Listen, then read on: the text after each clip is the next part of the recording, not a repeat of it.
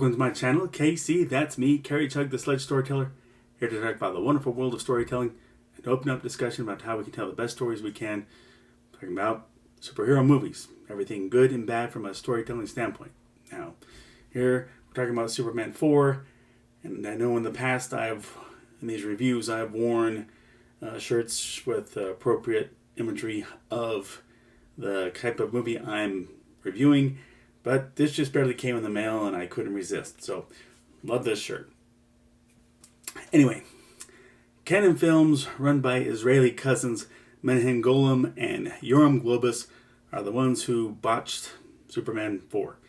And Golan and Globus had always been haphazard in financing their movie projects. In the documentary Electric Boogaloo, the wild untold story of Canon Films, yes, they were behind the Breakin' films. It's pointed out that they were very much the type that threw everything at the wall to see what stuck. At the Cannes Film Festival, they always pitched the simple idea behind a title with a basic plot synopsis and what the protagonist was supposed to be about, and they hadn't even hired a screenwriter for it. And whichever project found investors, they put into production. They would also use investors' money to fund entirely different projects than were supposed to receive that money, banking on profits from the other project to pay those investors back. A Ponzi scheme, anybody? Up until the mid-'80s, they ran business that way in making medium-budget movies and had then wanted to party with the big boy studios and wanted to go all in on a big-budget blockbuster. And when the opportunity came to buy the movie rights to Superman from the Salkinds, they saw that property as their gravy train and went through with that purchase, while the Salkinds put their Superman focus on TV programming, most notably the live-action Superboy series and a Superman cartoon through Ruby Spears Animation for Saturday morning. They even used the John Williams Superman theme for that intro there. But back to Golan and Globus. Here we are in 1986, 3 years after Superman 3 came out, and Reeve had stated in definitive terms that he had hung up the cape for good. But how did Canon Film Group change his mind? Well, they agreed to produce his pet movie project, Street Smart, about a magazine journalist on the streets investigating crime on the New York streets, if he would star in another Superman movie for them. Now, side note, while Street Smart tanked at the box office, it got Morgan Freeman his first Oscar nomination. In committing to the project, Reem assumed the roles of actor, co-producer, and co-writer, which meant an opportunity for him to bring his anti-nuke activism into the story, against the advice of Richard Donner, who'd been the mastermind behind the success of previous Superman films. And, that premise falls on so many levels. Again, advice from Richard Donner. It's worth summarizing on 4 counts. Number 1, Jeremy.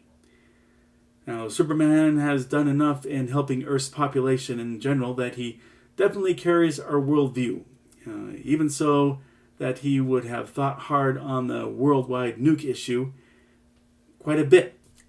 And it's hard to imagine that he wouldn't be aware of the new development based on this world's U.S. president's announcement that the government had to essentially double down on nuke production because of the failed summit.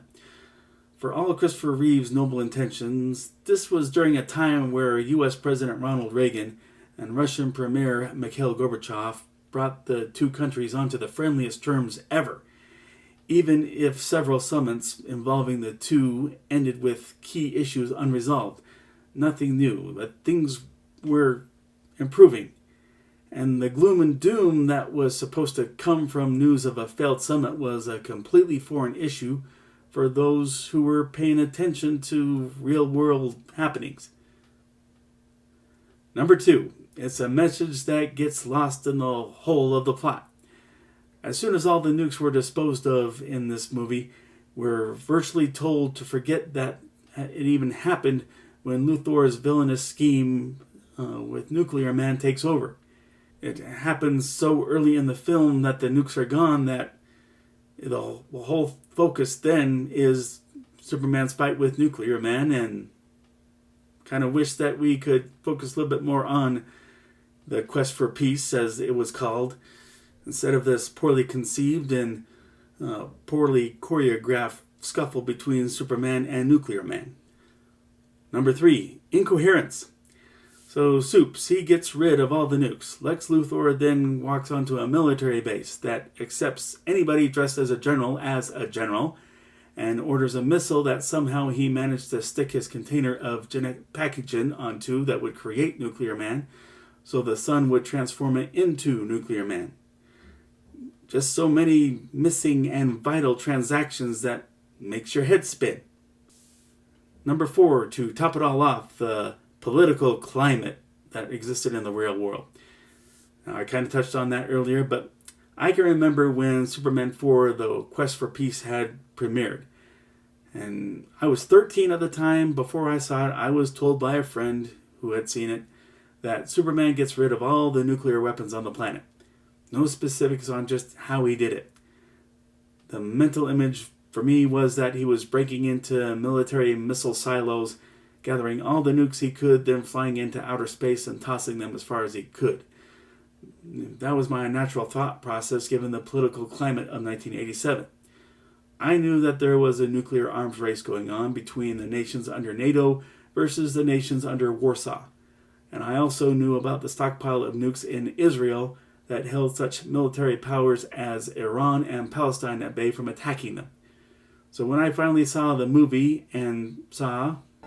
Effective immediately, I'm going to rid our planet of all nuclear weapons.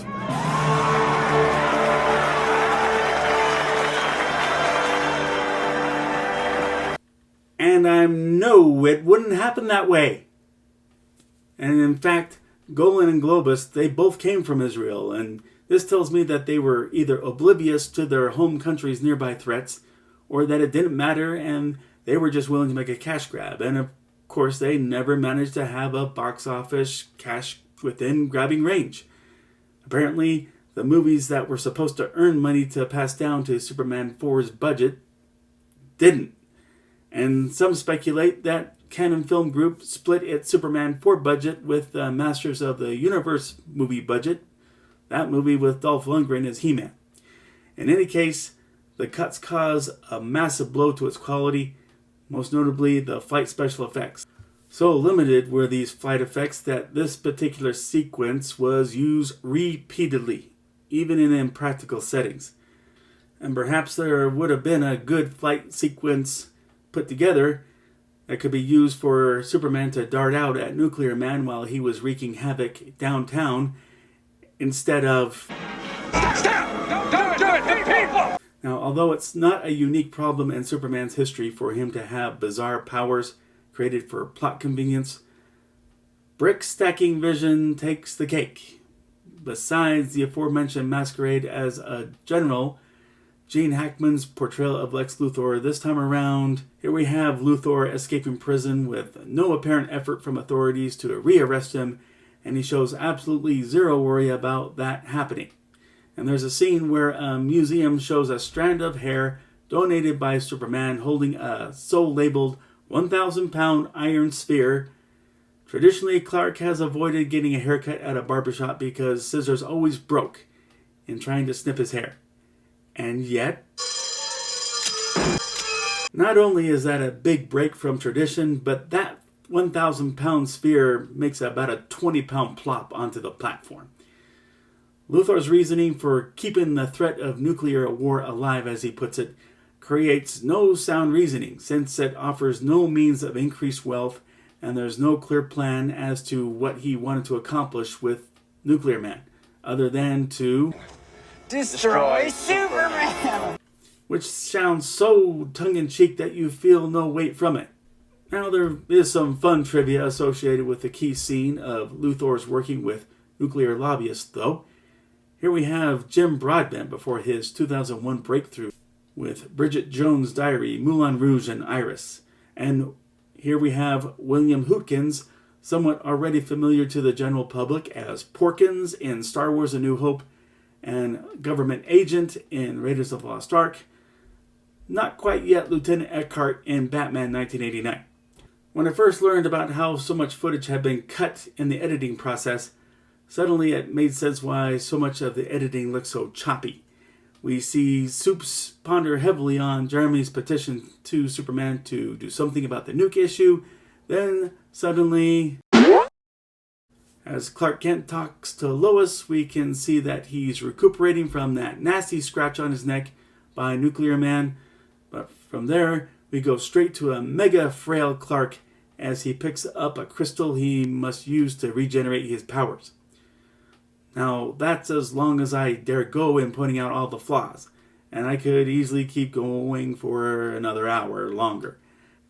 As with Superman 3, Christopher Reeve still gives his all with what he did have, though a lot of that he wrote himself in bringing life to Superman.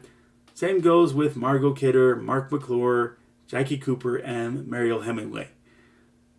Gene Hackman, for all the gripes I've had about him, he still exudes his Luthor charm. And while I know that he annoys many, I do like John Cryer as the ditzy Lenny Luthor. And while it's impossible for me to call it a good movie, I will put it under so bad it's good for all this sincere effort coupled by so much creative muck. But that's my take on Superman 4. Thank you for watching. Agree, disagree, or something I left out, please let me know in the comments section. If you like this video, please click like. If you like this channel, please click subscribe or follow me on Instagram. As always, the link to order Sledge number 1 and 2 is in the description below, or you can order it on Kindle. And they're available in both paper and digital formats. Tiago, he has a little bit more left to do, and 16 pages are already print ready for Sledge number 3. I got so excited when I saw this cover art, and many others have loved seeing it. I want you to see it here too. But I'm excited as I see more things develop. But as always, let's all look for civility amid all the bad news out there about social and political strife. Let's see every new person we meet as a potential friend rather than with suspicion. Everyone be safe, and God bless.